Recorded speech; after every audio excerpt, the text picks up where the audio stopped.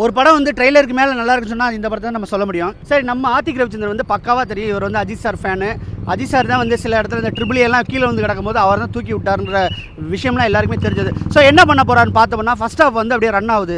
பார்த்தோன்னா அவருக்கே என்ன பண்ணணும்னு தெரில போல். அங்கிட்டு ஓட்டி என்னடா அது ஃபஸ்ட்டு 1 மணி நேரம் ஆச்சு, ஒன்றும் கதைக்குள்ளேயும் போகல, ஒன்றும் போகல. அவர் பாட்டுக்கு ஹை ஸ்பீடில் நடந்து வர்றாரு, வர்றாரு, ஒரு மியூசிக்கை போடுறாங்க. என்னடா மறுபடியும் ஒரு விடாமுயற்சியா கவுத்திடுவாங்களா அப்படின்னு தான் பார்த்தது.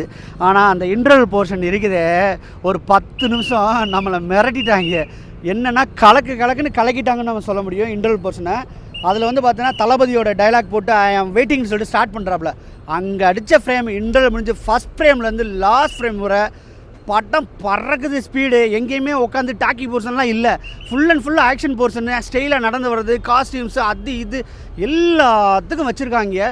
அந்தளவுக்கு பண்ணி ஃபேன் பாய் மூமெண்ட்ஸாக ஃபேன்ஸுக்கானே எடுத்த படத்தை கொண்டு வந்து எண்டிங்கில் முடிச்சுட்டு கடைசியில் படம் முடிஞ்சிச்சு. எந்திரிச்சு வரலான்னு பார்த்தோம்னா எண்டு கிரெடிட்டில் கூட ஒரு சாங்கை போட்டு வைப் பண்ண விட்டாங்கன்னு சொல்ல முடியும். அந்தளவுக்கு கலக்கலன்னு கலக்கிட்டாங்க.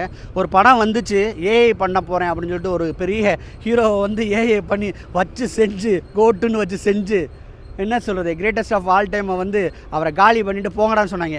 இந்த படத்தில் தலை எந்த ஏஐயும் பண்ணாமல், எந்த கிப்ளியும் ஒர்க் அவுட் ஆகாமல் 6 மாதத்தில் உடம்பை குறைச்சி 20 வருஷத்துக்கு முன்னாடி 25 வருஷத்துக்கு முன்னாடி வந்த பில்லா மாதிரி ஒரு சீனில் வந்திருக்காப்புல பாருங்கள். இவர் தான் ரியல் மாசுன்னு சொல்கிற மாதிரி இருக்குது. அஜித் சார்னா மாசுனா என்ன மீனிங்கிறத செகண்ட் ஹாஃபில் பார்த்தீங்கன்னா தெரியும். இதெல்லாம் விட்டு பேங்கில் கொள்ளையடிக்க போகிறேன், பொண்டாட்டியை காப்பாற்ற போகிறேன்னு சொல்லிட்டு வச்சு நம்மளை செஞ்ச அஜித் வந்து அப்பா இஷ்டத்துக்கு படம் எடுப்பான்னு சொன்னதுனாலே என்ன தெரியல. இந்த படம் வந்து ஒரு பிளாக் பஸ்டராக வந்து முடிஞ்சிருச்சு. மியூசிக்கை பொறுத்தவரை பார்த்தீங்கன்னா அனிருத்தா, ஜிவி பிரகாஷான்னு சொல்கிற அளவுக்கு இருந்துச்சு. ஃபர்ஸ்ட் ஹாஃபில் வந்து 2 சாங் ரீமிக்ஸ் போட்டிருக்காங்க. ஏன்டா அந்த பாட்டை கொலை பண்ணுறீங்கன்றது தான் இருந்துக்குச்சு. ஆனால் செகண்ட் ஹாஃபில் 3 சாங் ரீமிக்ஸ் போட்டு உண்மையிலே அளப்புற கொடுத்துட்டானுங்க. செகண்ட் ஹாஃப் வந்து இல்லாமல் ஃபஸ்ட் ஹாஃப் மாதிரி வெளியில் வந்தீங்கன்னா கதறி கத்திருப்பாங்க எல்லோரும்.